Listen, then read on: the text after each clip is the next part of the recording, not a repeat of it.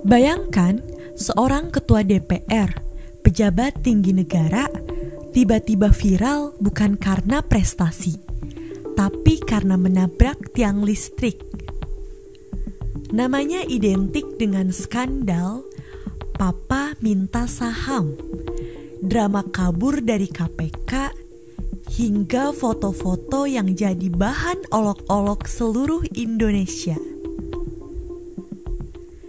Inilah kisah Setia Novanto, politisi yang disebut-sebut paling licin, penuh drama, dan akhirnya jatuh dengan cara yang spektakuler.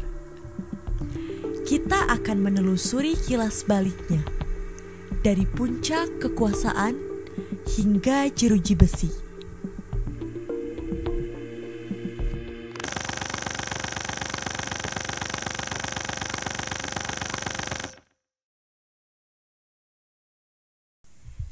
Setia Novanto lahir di Bandung pada 12 November tahun 1955. Sejak muda, ia dikenal sebagai sosok yang pintar berbisnis. Dari usaha penukaran uang, kontraktor, hingga merambah berbagai jaringan usaha, Setia Novanto membangun pondasi kekayaannya. Namun, jalannya benar-benar terbuka lebar ketika ia masuk ke dunia politik.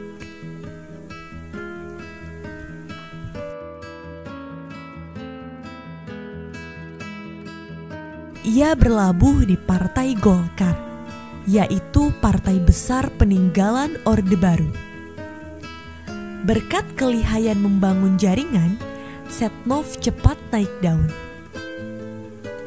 Ia dikenal dekat dengan berbagai tokoh penting dan akhirnya berhasil menduduki posisi puncak, yaitu sebagai Ketua DPR RI pada tahun 2014. Tapi sejak saat itulah sorotan tajam media dan publik mulai tak pernah lepas dari dirinya.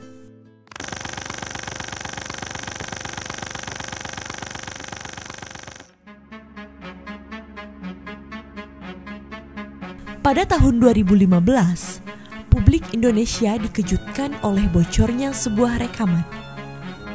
Dalam rekaman itu, terdengar suara Setia Novanto bersama pengusaha Riza Khalid berbincang dengan petinggi Freeport. Isi pembicaraan mencatut nama Presiden Jokowi dan Wapres Yusuf Kala demi jatah saham. Skandal ini meledak. Media menyebutnya dengan nama Papa minta saham. Bayangkan, seorang ketua DPR terang-terangan minta saham perusahaan tambang raksasa dengan modal mencatut nama presiden. Kasus ini bergulir di Mahkamah Kehormatan Dewan. Tekanan publik begitu besar hingga akhirnya Setia Novanto mundur dari kursi ketua DPR. Namun ajaibnya, tak ada jerat hukum. Ia tetap aman dan bahkan beberapa tahun kemudian bisa kembali lagi ke kursi ketua DPR. Sejak saat itu, publik mulai menempelkan label licin pada sosok Setia Novanto.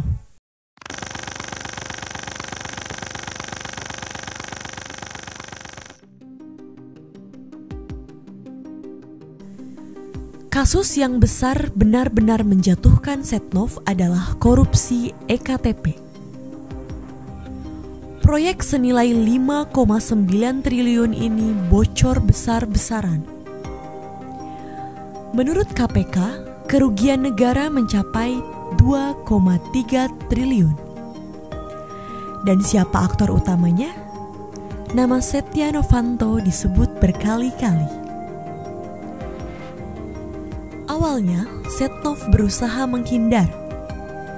Ia berkali-kali mangkir dari panggilan KPK.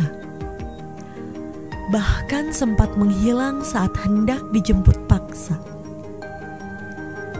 Drama paling absurd terjadi pada 15 November 2017. Mobil Fortuner yang ditumpangi Setnov menabrak tiang listrik di kawasan Jakarta. Foto dirinya dengan kepala diperban menyebar luas. Publik terbelah antar serius dan geli. Benarkah kecelakaan itu kebetulan atau hanya drama untuk menghindari pemeriksaan KPK? Internet pun penuh dengan meme, menjadikan tiang listrik sebagai korban paling terkenal di negeri ini. Akhirnya, setelah drama panjang, KPK berhasil menahan Setia Novanto. Proses persidangan berlangsung panas. Setnov dinyatakan bersalah dan pada tahun 2018 dijatuhi vonis 15 tahun penjara dengan denda 500 juta serta uang pengganti 7,3 miliar rupiah. Di titik inilah kekuasaan dan kejayaan Setnov benar-benar runtuh.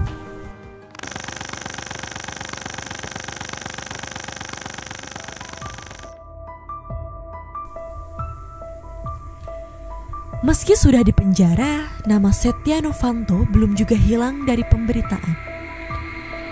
Tahun 2019, publik kembali geger. Foto dirinya beredar di media sosial.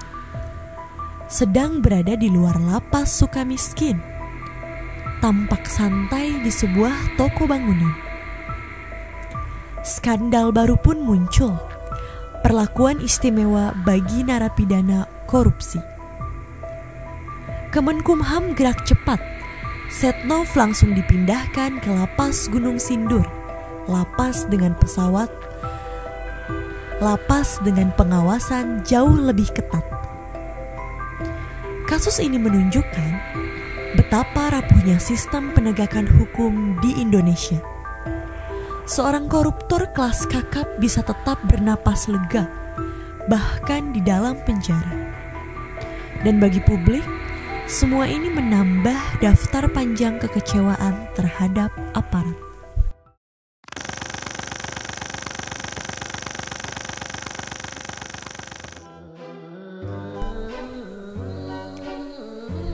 Jika berbicara soal Setia Novanto, publik hampir tak ada yang mengingat prestasi politiknya. Yang justru muncul adalah skandal demi skandal. Dari papa minta saham, drama tiang listrik, hingga kelonggaran di penjara. Dan bagi sebagian orang, Setnov adalah simbol kegagalan sistem hukum. Bagi yang lain, ia sekadar bahan candaan dan meme.